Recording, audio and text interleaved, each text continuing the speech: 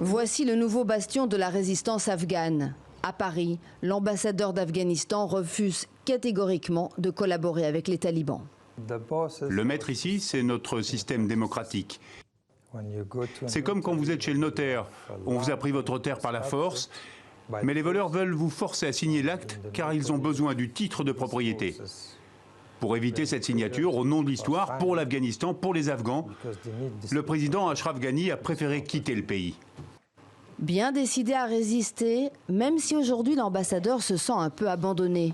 C'est par la presse qu'il apprend les déclarations du chef de la diplomatie européenne, Josep Borrell. L'Union doit parler aux talibans car ils ont gagné la guerre. Merci, Monsieur Borrell, pour votre position sympathique.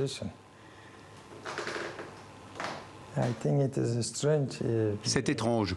Au lieu de condamner ceux qui ont pris nos terres par la force, le chef de la diplomatie européenne propose de leur parler. Quelle honte! D'après cette jeune diplomate, des manifestations auraient déjà eu lieu en Afghanistan. Je n'ai pas confiance dans les talibans. Ce sont des menteurs, ce sont des terroristes. Tout le pays est sous le choc.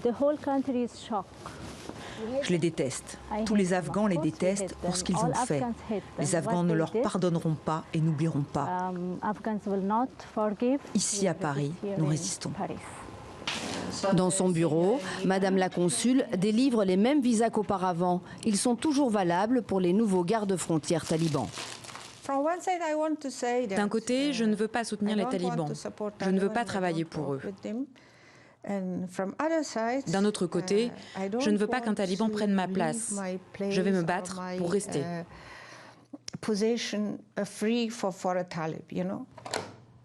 En face du portrait du président, celui de Ahmad Shah Massoud, le leader historique de la résistance afghane.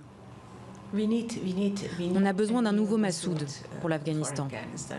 À ce jour, aucune ambassade d'Afghanistan dans le monde ne reconnaît le régime des talibans.